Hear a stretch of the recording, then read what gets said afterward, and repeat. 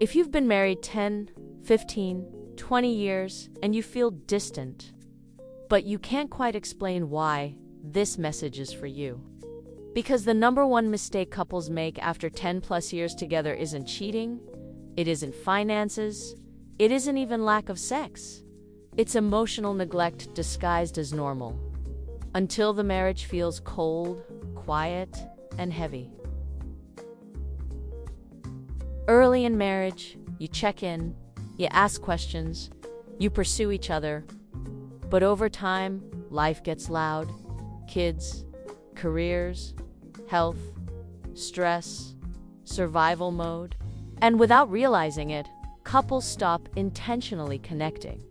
You still live together, you still function together, but you stop tending to each other. You assume they know I love them. We've made it this far. This is just how marriage is after a while. That assumption is the mistake. Because love doesn't die suddenly. It fades quietly when it's no longer nurtured. Here's what emotional neglect looks like after 10 plus years. Conversations become logistical, not relational. You stop sharing inner thoughts. You stop asking how they're really doing.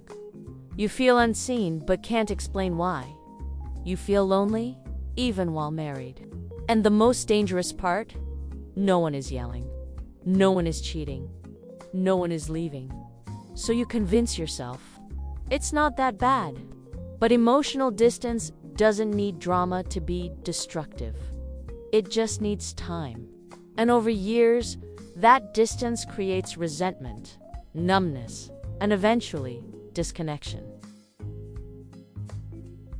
When emotional intimacy fades, one of two things usually happens. One spouse shuts down and hardens. One spouse starts craving connection somewhere else.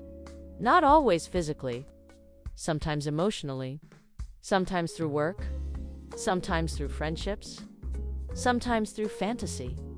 Neglect is a little fox, quiet, unnoticed, but devastating if ignored.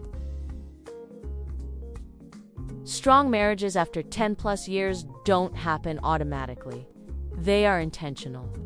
Love at this stage isn't about chemistry, it's about choice. You must choose to relearn your spouse. Ask deeper questions again. Create emotional safety. Make space for vulnerability. Slow down long enough to connect. Because marriage doesn't stay alive by memory. It stays alive by daily attention.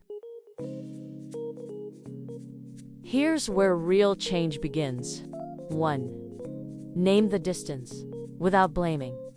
Say, I miss feeling close to you. Not, you never show up for me. 2. Schedule connection on purpose, date nights, walks, check-ins. Not when you feel like it, but because it matters. 3. Ask open-ended questions again. What's been heavy for you lately? What do you need from me right now? 4.